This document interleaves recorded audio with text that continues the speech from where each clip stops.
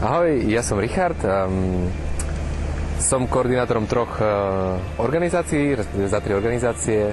Prvá sa volá ERKO, Hnutie kresťanských spoločenstiev detí, ďalšia sa volá Divadlo pod kostolom a tretia je Rada mládeže Bratislavského kraja.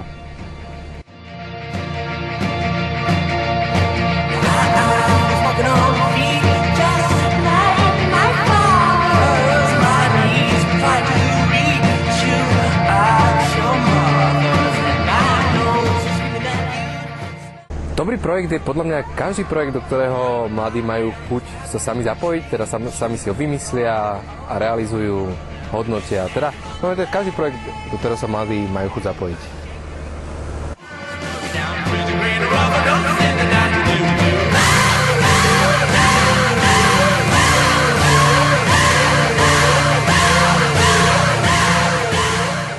Pre mňa je to časť môjho života, časť mojej mladosti, pretože ma to formovalo celú mladosť od mojich 17 rokov až do mojej 24.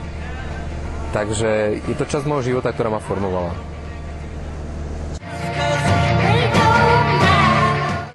V rámci projektu som koordinátorom troch organizácií, takže to robím dobrovoľne. Som v mediálnom tíme, to robím dobrovoľne. A by som sa chcel zapojiť s prípravou v našej obci, teda Bratislave a mestskej časti Ružinova.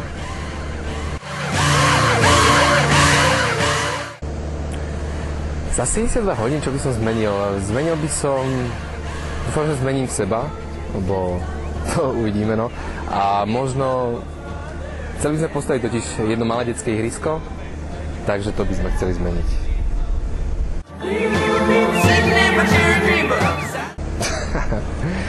Že som chudý.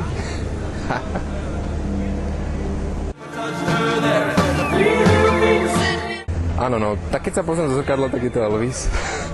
Ale inak to budú Ninja Korytnacký a všetky 4. Ja mám rád zimu a leto.